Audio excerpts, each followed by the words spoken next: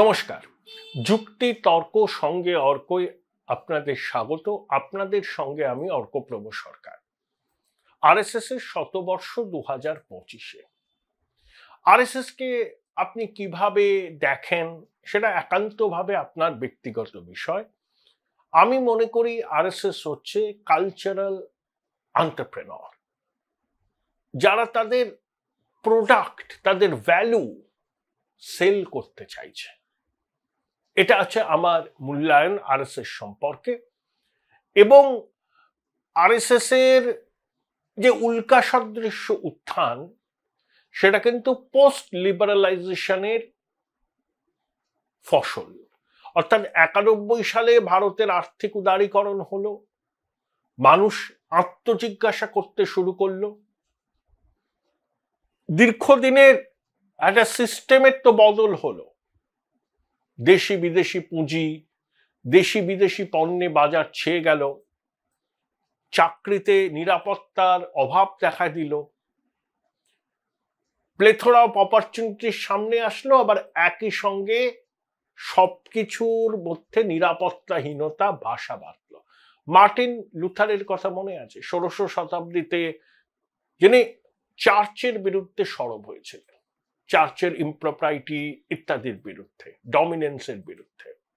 কারণ মার্টিন লুথারেরও একটা existential crisis হয়েছিল, সেজন্য তিনি সরব হয়েছিলেন। এবং তিনি দেখলেন যে তার সঙ্গে বহু মানুষ যুক্ত হলেন, তারাও একই মতের পথিক। আরএসএস এর ক্ষেত্রেও ঠিক এটাই হয়েছে। 91 সালে ভারতের আর্থিক উদারীকরণের পর পরিবার, সোসাইটি, এইসব সম্পর্কে না ধারণাগুলো ভেঙে চুরে যেতে থাকলো। আরএসএস তখন বলছে পারিবারিক ভ্যালু, সোশ্যাল জাস্টিস, আমাদের ঐতিহ্য, আমাদের মূল্যবোধ, এগুলোকে আমাদের আঁকড়ে ধরতে হবে।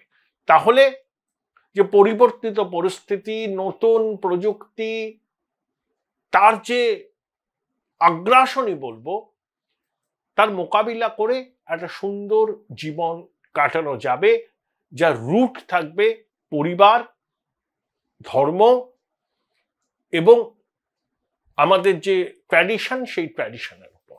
এটা হচ্ছে আরএসএস এর উল্কা সদৃশ্য উত্থানের পিছনে আমার ব্যাখ্যা। দেখুন, 2017 সালের ফিগার আমি দিতে পারি। তখন 57,000 শাখা হতো আরএসএস এর প্রত্যেক দিন, ডেলি। 14,000 সাপ্তাহিক শাখা আর 6,000 মাসিক শাখা। ডেলি শাখাতে 15 লক্ষ লোক পার্টিসিপেট করতেন। আরএসএস এর মূল বক্তব্যের মধ্যেই লুকিয়ে আছে চরিত্র নির্মাণ, ক্যারেক্টার বিল্ডিং। এই প্রাত্যহিক শাখায় এই চরিত্র নির্মাণের পাঠ দেওয়া হতো। আরএসএস এর 36টা অ্যাফিলিয়েট আছে।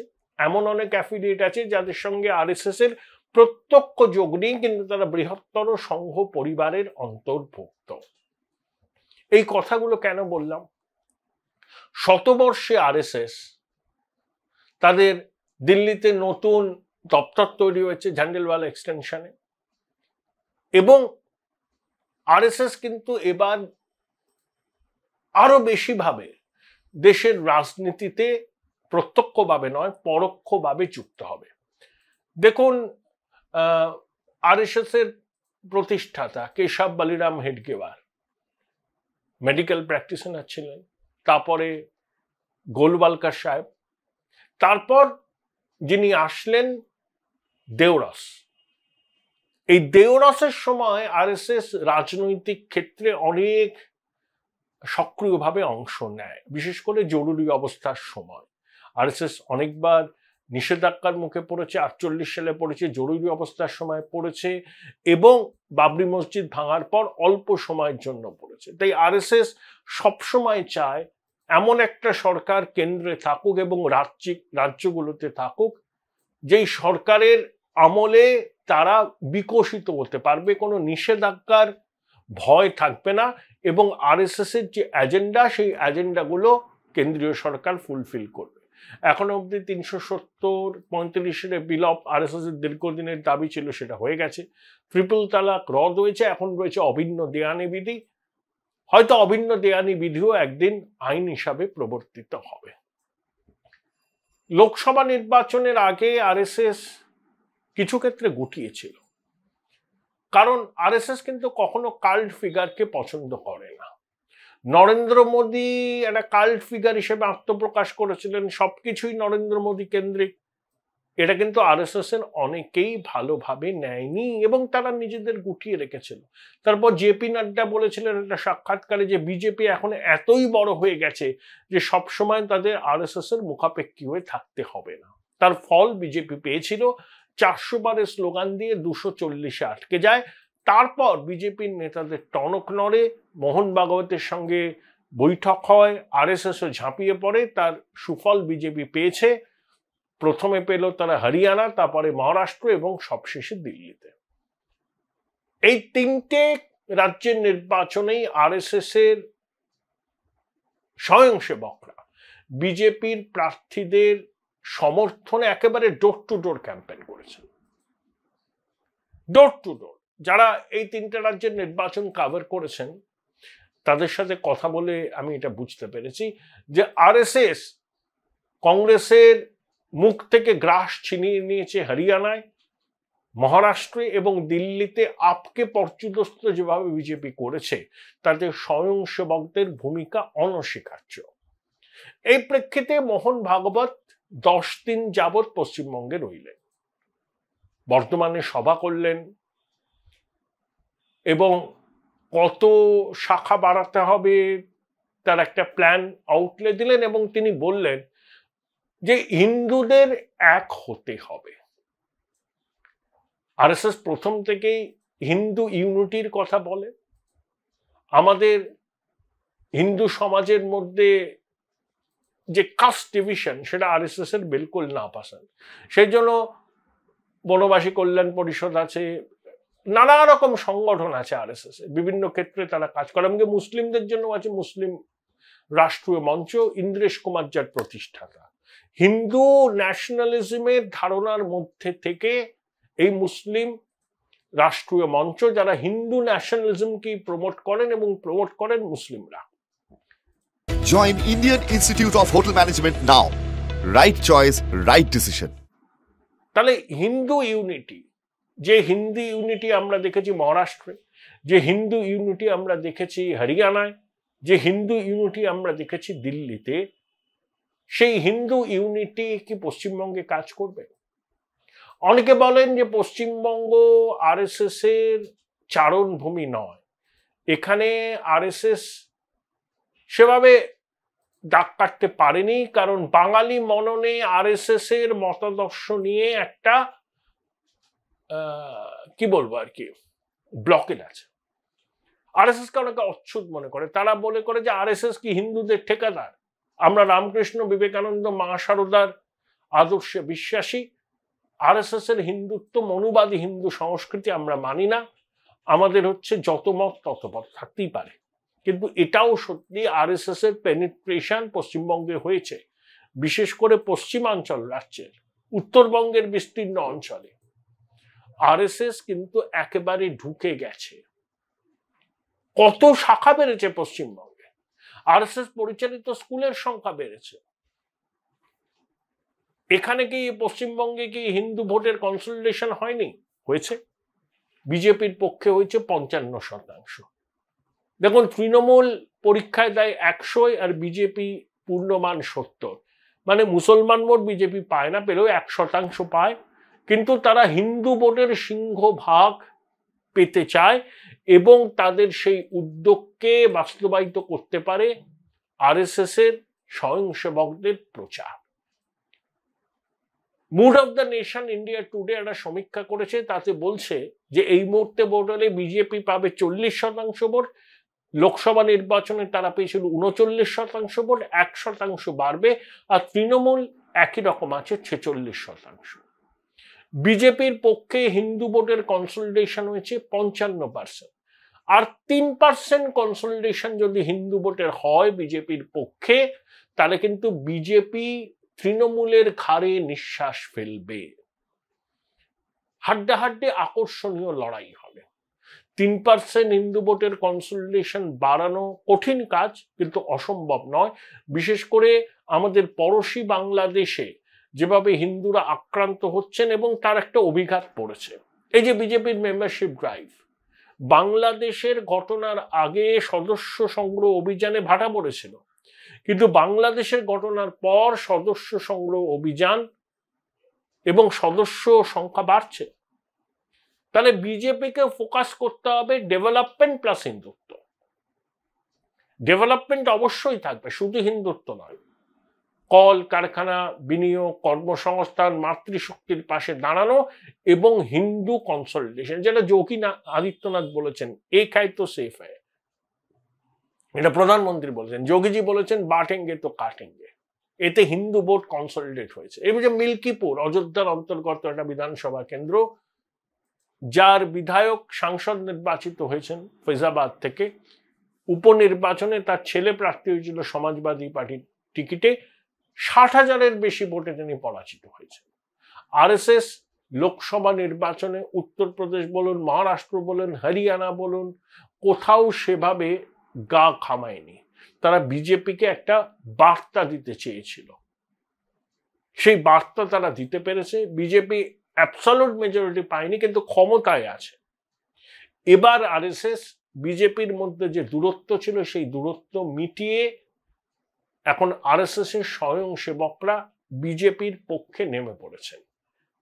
তাহলে পশ্চিমবঙ্গে তারা কি পদ্মফুল ফোটাতে পারবেন? কঠিন কাজ, কিন্তু অসম্ভব নয়। একটাই উপায় আছে, সেটা হচ্ছে হিন্দু ভোটের কনসলিডেশন। সেই কাজটা আরএসএস করবে বলে মোহন ভাগবত জানিয়ে দিয়েছেন। তিনি সরাসরি হিন্দু ইউনিটির কথা বলেছেন এবং বলেছেন আরএসএস এর সঙ্গে যুক্ত হন, দেখুন আমরা কি বলি, কি করি, ভালো না লাগলে বেরিয়ে আসবেন, কিন্তু জানুন আরএসএস কে। বিজেপি যারা মনে করেন যে আরএসএস ঠিক আছে, আরএসএস বিজেপির মেন্টর, প্রধানমন্ত্রী থেকে শুরু করে সবাই আরএসএস এর স্বয়ংসেবক ছিলেন, অনেকেই, সবাই বলবো কেন, অনেকেই, কিন্তু তারা আরএসএস কে বাদ দিয়েই এখানে কেল্লা ফতে করবেন। আমার মনে হয় যে তাদের অ্যাসেসমেন্টটা ঠিক নয়। বিজেপি আরএসএস যুগলবন্দি পশ্চিমবঙ্গের তৃণমূলকে চ্যালেঞ্জ ছুটতে পারে এবং বিজেপির হাতে একটাই অস্ত্র, সেটা হচ্ছে হিন্দু ভোটের কনসলিডেশন। বাংলাদেশের ঘটনায় তাদের বাড়তি অক্সিজেন দিয়েছে। বিধানসভা নির্বাচনের আরো 1 বছর দেরি আছে, তার মধ্যে তারা যদি এই হিন্দু ভোটের কনসলিডেশনটা আরো করতে পারে এবং একই সঙ্গে পশ্চিমবঙ্গে ক্ষমতায় এসে তারা কি কি করবে সে সম্পর্কে স্পষ্ট একটা ভাবনার কথা রাজ্যের মানুষকে জানাতে পারে এবং আরএসএস এবং রাজ্য বিজেপির মধ্যে যে দূরত্বের কথা আমরা শুনি, সেই দূরত্ব তর্কের খাতিরে মেনে নিলাম আছে, সেই দূরত্বকে মেটাতে হবে। আরএসএস কে বাদ দিয়ে বিজেপি কখনোই স্বয়ংসম্পূর্ণ হতে পারবে না, এটা খুব তাড়াতাড়ি বুঝে নিতে হবে। এখানে ব্যক্তিগত ভালো লাগা মন্দ লাগা এটা কিন্তু প্রায়োরিটি নয়। বিজেপি যদি এখানে সিরিয়াস কন্টেন্ডার হয় তৃণমূলের, তাহলে কিন্তু আরএসএস এর সঙ্গে তাদের সম্পর্ককে সুদৃঢ় করতে হবে। তাহলে কিন্তু আকর্ষণীয় লড়াই আমরা দেখতে পাবো, হাড্ডাহাড্ডি লড়াই। কে জিতবে কে হারবে বলার জায়গায় নেই। এখন তো mood of the nation India টুডের মধ্যে দু দলের ভোটের শতাংশের বিচারে 6% পার্থক্য। যদি হিন্দু ভোটের আর 3% বিজেপির ঘরে যায়, তাহলে তৃণমূলের ঘাড়ের উপর নিঃশ্বাস ফেলবে বিজেপি। এটা তখনই সম্ভব হবে যদি স্বয়ংসেবকরা বিজেপির হয়ে মাঠে নামেন আন্তরিকভাবে। পুরো বিষয় নিয়ে কথা বলেছিলাম রাজনৈতিক বিশ্লেষক অমিতাভ দত্তের সঙ্গে। তিনি রাজনৈতিক বিশ্লেষক এবং জনতা দল ইউনাইটেডের রাজ্য সভাপতি। পশ্চিমবঙ্গে আরএসএস কি সাফল্য পাবে? এই বছরের শেষে বিহারে নির্বাচন, সেখানে আরএসএস এর ভূমিকা কি হবে? শুনে নিন কি বললেন অমিতাভ। অমিতাভদা, আরএসএস এর 100 বর্ষ পূর্তি হচ্ছে এই 2025-এ। আমরা দেখলাম সরসংঘ চালক মোহন ভাগবত 10 দিন পশ্চিমবঙ্গে থাকলেন, দক্ষিণবঙ্গে সভাও করলেন বর্ধমানে, এবং হিন্দু ইউনিটি এটাই হচ্ছে আরএসএস এর যে মূল এজেন্ডা সেটা অর্থহীন ভাষায় বললেন, এবং বাংলাদেশে হিন্দু নির্যাতন হচ্ছে বাংলাদেশের নাম না করে বলেছেন। দেখুন, লোকসভা নির্বাচনে বিজেপির ফল ভালো হয়নি, এক্সপেকটেশনের কাছে পৌঁছতে পারেনি। তারপর হরিয়ানা, মহারাষ্ট্র, দিল্লি, 3টে নির্বাচনে বিজেপি যে জিতবে এটা কেউ ভাবেনি। এটা সম্ভব হয়েছে সংঘের কর্মীরা মাঠে নামায়। আপনার কি মনে হচ্ছে যে পশ্চিমবঙ্গে বিজেপি ভালো করতে গেলে সংঘের সক্রিয় সহযোগিতা প্রয়োজন, তাছাড়া বিজেপি পারবে না? কি মনে হয়? দেখুন, আমি একটু সংখ্যা তত্ত্ব থেকে বলি। সেটা হচ্ছে উত্তরপ্রদেশে, যেটা আমি জানি আর কি, উত্তরপ্রদেশে আরএসএস এর বা বিজেপির কোর ভোট 15%, 15%, যেটা আরএসএস ভিত্তিক। পশ্চিমবাংলায় সেখানে 5%-এর কম। এখন সেই জায়গায় দাঁড়িয়ে বিজেপি আরএসএস খুব সক্রিয় হলে বিজেপি লাভবান হবে। আরএসএস এর পোটেনশিয়ালিটি পশ্চিমবাংলায় তো সেই অর্থে আমরা দেখতে পাইনি। সুতরাং এই আলোচনা খুব বেশি ফলপ্রসূ নয়, কারণ আরএসএস পশ্চিমবাংলায় সেই শক্তি নেই যে শক্তি তার উত্তরপ্রদেশে আছে, গুজরাটে আছে, তারপরে মহারাষ্ট্রে তো আরএসএস এর হেডকোয়ার্টার, বিশেষ করে বিদর্ভ রিজন, তারপরে বিভিন্ন এলাকা আরএসএস এর একেবারে দুর্গ, এসে রাজস্থানে আছে, গুজরাটে আছে, মধ্যপ্রদেশে আছে, যেগুলো আরএসএস এর দুর্গ বলে পরিচিত। বাংলা কোনোদিনই আরএসএস এর দুর্গ ছিল না। আরএসএস এর স্প্রেডও অনেক কম, এবং এখন যে আমরা দেখতে পাচ্ছি আরএসএস সেই অর্থে পশ্চিমবাংলায় কিছু কিছু শাখা বাড়লেও সংখ্যা কত বেড়েছে সরকার বলতে পারবে, আরএসএস বলতে পারবে, কিন্তু সাধারণ মানুষের চোখে সেরকম নেই। কিন্তু অমিতাভদা, প্রভাব ছিল না বলে প্রভাব ভবিষ্যতে থাকবে না এর তো কোনো মানে নেই। না না, সেটা তো আমি বলিনি। আপনি বলছেন যে কি হবে, আরএসএস অ্যাক্টিভ হলে, বেশি অ্যাক্টিভ হলে বিজেপি লাভবান হবে কিনা। কারণ আরএসএস এর তো সে পোটেন্সি নেই, বেশি অ্যাক্টিভ হলে কি হবে। যদি বেশি পোটেন্সি থাকতো, অ্যাক্টিভ হলে হতো। অনেক জায়গায় আরএসএস নির্ধারক ভূমিকা পালন করেছে, নির্বাচন যেগুলো আপনি বললেন এর আগেও করেছে, বিভিন্ন সময় করেছে স্বাধীনতার পর থেকে। কিন্তু পশ্চিমবাংলায় তো আরএসএস সেই অর্থে কখনোই শক্তিশালী হতে পারেনি। বাঙালি মননে আরএসএস তো এখনো অব্দি গ্রহণীয় হয়ে ওঠেনি। এখন তো গ্রহণীয়, অনেক বাঙালি মনে করেন যে তারা হিন্দু এবং তারা গোঁড়া হিন্দু। আরএসএস পন্থীকে তারা হিন্দু হিসেবে গণ্য করেন না, আরএসএস কে হিন্দু বলে না তারা, যারা সেই মতে চলে। অনেকেই আছে যারা হিন্দু হিসাবে নিজেদের মনে করে, মানে যে আরএসএস বিরোধী সেই হিন্দু বিরোধী, সেই ভারত বিরোধী, এটা ভাবার তো কোনো কারণ নেই। আর আরএসএস সেই অর্থে হিন্দু সংগঠন তো রাজনৈতিক সংগঠন, সে তো আর হিন্দু ধর্মীয় সংগঠন নয়, সামাজিক সংগঠন। রাজনৈতিক সংগঠন, সামাজিক বলছেন বটে কিন্তু রাজনৈতিক সংগঠন। আচ্ছা, বিহারে তো ভোট আছে এই বছরের শেষে, সেখানে আরএসএস এর ভূমিকা কিরকম হতে পারে? ওখানে আরএসএস কিছু নেই, বিজেপি ওখানে মেন পাওয়ার নয়। বিজেপি আর বিহারের ক্ষেত্রটা একদম ভিন্ন। দেখুন, লালু প্রসাদ যাদব ক্ষমতায় যেতে পারে, কিন্তু বিজেপি লালু প্রসাদ যাদব অথবা নীতিশ কুমার ব্যতি রেখে কারোর সাথে অ্যালায়েন্সে না গিয়ে ক্ষমতায় যেতে পারবে না। লালুকে ইজিয়ার ওয়েতে যেতে গেলে নীতিশের সাথে হাত মেলাতে হবে, নীতিশকে ইজিয়ার ওয়েতে যেতে গেলে আইদার বিজেপি অথবা লালু প্রসাদের সাথে হাত মেলাতে হবে, আর বিজেপিকে ক্ষমতায় যেতে গেলে একমাত্র নীতিশের সাথে হাত মেলাতে হবে। বিজেপি ওখানে আজ অব্দি বিজেপি কখনো 150টার বেশি সিটে ইলেকশনে কন্টেস্ট করেনি। ওখানে যে 245টা সিট আছে না অ্যাসেম্বলিতে, তার মধ্যে 150টা বিজেপি কখনোই ফুল প্রেজেন্ট কখনো ইলেকশন লড়েনি এখনো পর্যন্ত।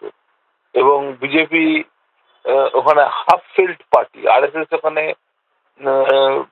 যে পোটেন্সি আপনারা আবার বলি মহারাষ্ট্র বা উত্তরপ্রদেশ বা ইত্যাদি রাজস্থান গুজরাট মধ্যপ্রদেশে দেখা গেছে, সেই পোটেন্সি কিন্তু বিজেপির বিহারে একদমই নেই, কোনোভাবেই নেই, এবং ওদের লিডারশিপও নেই। বিহারে যে লিডারশিপ ছিল সুশীল মোদী, উনি তো সেই অর্থে সেকেন্ড ফেভারিট নীতিশ কুমারের সহকারী হিসেবে কাজ করেছেন। এখন যে সম্রাট চৌধুরী গেছে, তিনি তো আলাদা কোনো প্রভাব রাখতে পারছেন না। বিজেপিকে ওখানে নীতিশ কুমারের হাত ধরতে হবে, এটা ভাবার কোনো কারণ নেই যে বিজেপি 140টা সিটে ইলেকশন কন্টেস্ট করে মহারাষ্ট্র সিন্ড্রোম নিয়ে আসবে, ছোট ছোট পার্টিদের সেখানে অ্যালি করে মেজর অ্যালিকে সে বসে আনবে, এটা বিহারে হবে না। যদি সে মাঝি, তারপরে ওই পাসওয়ান, তারপরে এদের সাথে যদি সে অ্যালায়েন্স করে বিজেপি মেজরিটির ধারে কাছে যেতে পারবে না, এবং সেটা হবেও না। আরএসএস সেই অর্থে, যেটা দেখুন আরএসএস তো সংঘবদ্ধ একটা সংগঠন, তাদের মতো চলছে, আমরা পছন্দ করি অপছন্দ করি সেটা কিছু যায় আসে না, যেও জিতা সে সিকান্দার। এক সময় আরএসএস বলতে পশ্চিমবাংলায় দূরবীন দিয়েও কাউকে খুঁজে পাওয়া যেত না। যাই হোক, তো সেই পরিস্থিতি দাঁড়িয়ে এখন বিহারের রাজনীতিটা হচ্ছে আজকের দিন পর্যন্ত নীতিশ অপরিহার্য, নীতিশ কুমার হচ্ছে অপরিহার্য। থ্যাংক ইউ অমিতাভ দা, থ্যাংক ইউ।